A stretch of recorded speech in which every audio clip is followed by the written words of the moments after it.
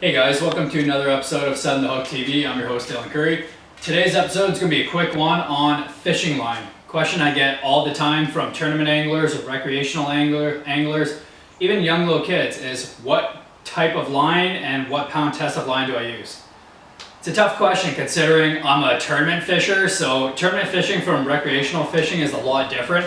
Tournament fishing, as you can see, I got 6 rods right here. That's only half of them. Still got another half a dozen in the boat. Tournament fishing is a little bit different. You basically have a rod rigged up with different type of line for a different situation. So I got my 7'4" bait casting flipping stick here. I use that for flipping in the weeds. So I'm gonna have braid on that. My spinning rods here, drop shotting, stuff like that. I have a light line. I have fluorocarbon, 10 pound on that.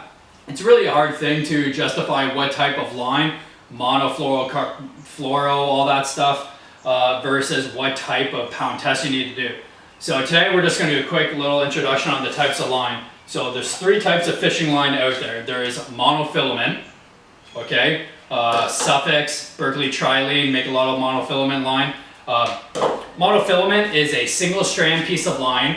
It absorbs a lot of water. It absorbs a fair amount of water. There's pros and cons about it. If you guys want to Google it, there's a lot of big hype about monofilament versus fluorocarbon. Good things about mono is it floats. So a lot of guys for topwater like using a heavy monofilament, 16 to 20 pounds. Some guys like throwing frogs with the mono. Floats on top, doesn't sink down, really good. The only bad thing about mono is it gets a lot of nicks and scrapes. You know, you catch a fish in the weeds, it takes you down. You know, you bring your fish in, you run your fingers up on the line, next thing you know, you gotta cut 3 feet of line off because all the nicks in it. That's the main reason why I stopped using monofilament years ago. I made the switch to fluorocarbon. Monofilament absorbs water, absorbs UV rays. You basically gotta change it every year. When I was using monofilament, I was changing it twice a year on my rods. Every time I catch a fish, I'm taking 2 feet of line off at a time. You know, a couple fishing trips later, next thing you know, I gotta re-spool, and it's only July when bass fishing started in June, right? So I personally don't use monofilament line. Some people do. It's cheap. It's $10 for a 150-yard spool. For recreational anglers who just want to go to the local boat launch and cast, I would get monofilament. You know, get 8 to 10 pound monofilament depending on what you're using, and go have a heyday, right? Next type of line we got here is going to be fluorocarbon. I use the brand Bass Pro's XPS fluorocarbon line. It is great. It's never failed me once. I have some Seaguar here. I'm going to start running this a couple times this year. We'll see how it goes. Fluorocarbon is, again, comes in clear. It is low stretch line. Monofilament line, I forgot to mention, monofilament has a lot of stretch in it. A lot of guys like that, pulling fish out of weeds, pulling them out of the boat. Lift, set it down, has a high stretch intensity. Fluorocarbon does not stretch. Why I use fluorocarbon, it sinks and the line sinks in the water. Great for crankbaits. You want that crankbait to get really down deeper. I use fluorocarbon for all my cranking rods. What pound test I like to use for crankbaits, I got 14 here. Some of my bait casters for crankbait rods, if I'm going down deep, I'll stick to 14. The lighter the line, the deeper the crankbait will go. So you don't want to use 20 pound fluorocarbon line when you're going on a deep diving wally diver trying to get down to 20-foot depths to hit the rocks or the bottom, right? So I generally for crankbaits like to stay in between 12 pound minimum and going up as far as 17 pound fluorocarbon max. I wouldn't go anything over that. You're getting over that, you're getting into the really thick line. And the thicker the line is more of a chance of the fish is seeing it, which you obviously don't want. So fluorocarbon, it has 0 stretch, so you do got to be careful. You can't really pull those bass and be as aggressive with them as you can while using monofilament. It doesn't get nicks and abrasions in it is good. I use them for all my bait casters, flipping in weeds and stuff like that, Texas rigging with worms. I can flip in the weeds. I use 20 pound fluorocarbon.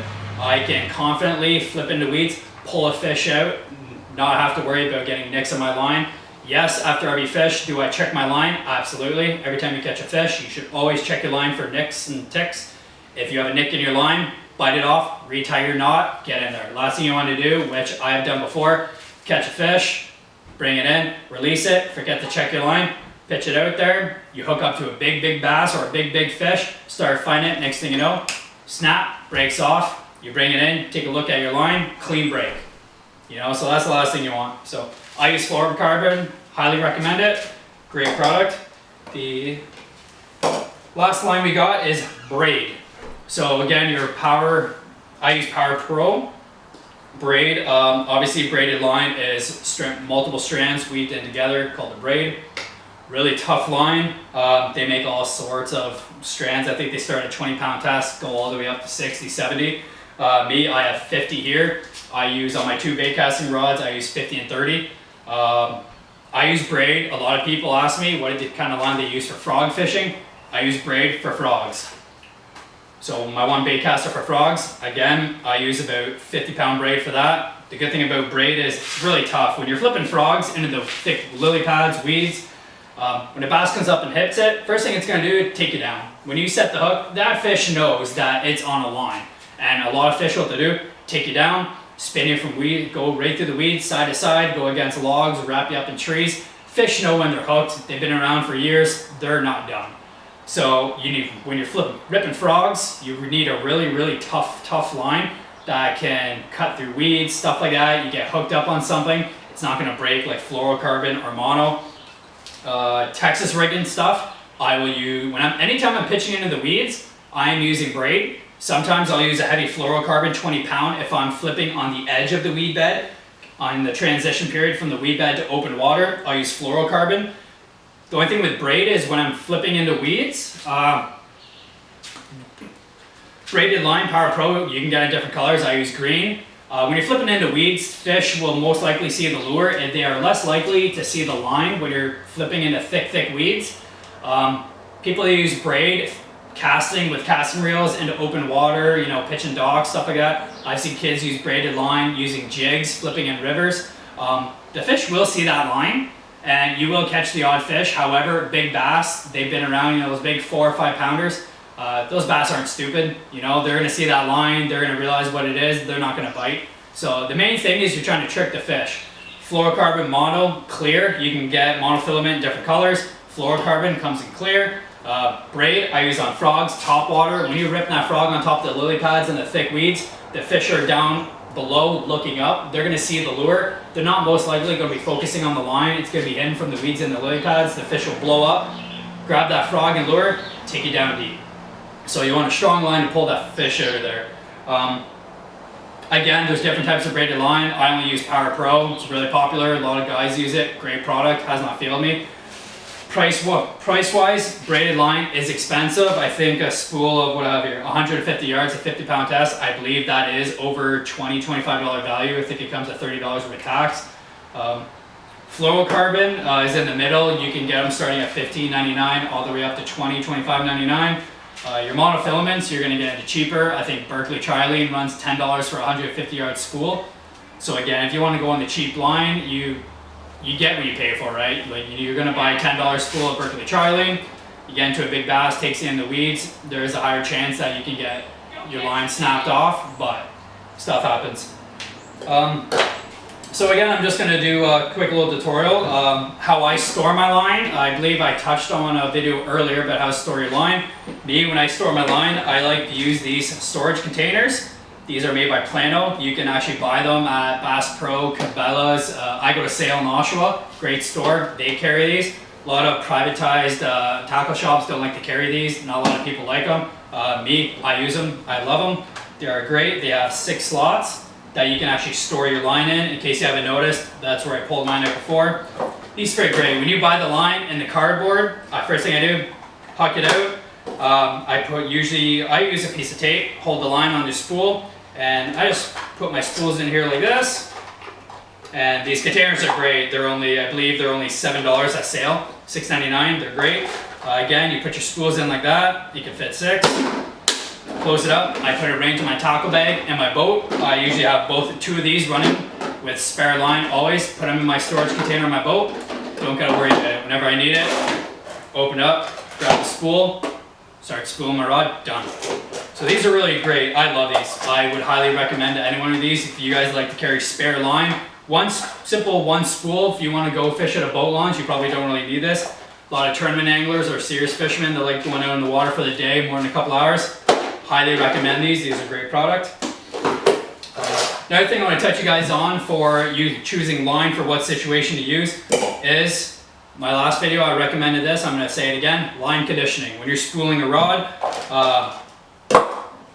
fluorocarbon has a high line memory rate. You keep your line on the spool. Again, you leave it on a couple weeks, halfway through the season, it's going to get really coily. You'll start casting. You're going to realize it's coiling up quick. Line conditioner. You can use it for monofilament. You can use it for fluorocarbon. You do not need it for braid. Braid is a material. It will not have line memory. It's braid. You don't need to, right? So again, line conditioner when you're using mono and fluorocarbon, great product. This is Bass Pro's version of it. $10 I believe it was at Bass Pro. Great product. So again, 3 different types of line, mono, fluoro, and braid. What type of line for what scenario?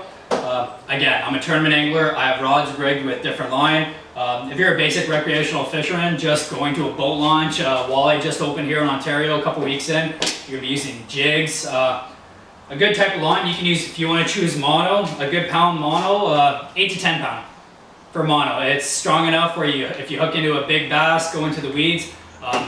Here around here, Autonomy River, Rice Lake, really big for muskie. You can bring in a muskie. You can bring a muskie on a 6 pound. I've seen 8 to 10 pound. I like it. 8 to 10 pound I would recommend for anything. If you're throwing jigs, crankbaits, rapalas, worms, doesn't really matter. 8 to 10 pound is always a safe zone. If you're going to get into your frog fishing, you're going to go to boat launches, really thick weeded areas. If you're going to throw frogs, I recommend going up in line. Try 16. 14, 16, if you're ripping crankbaits, I do recommend 12 to 14 pound.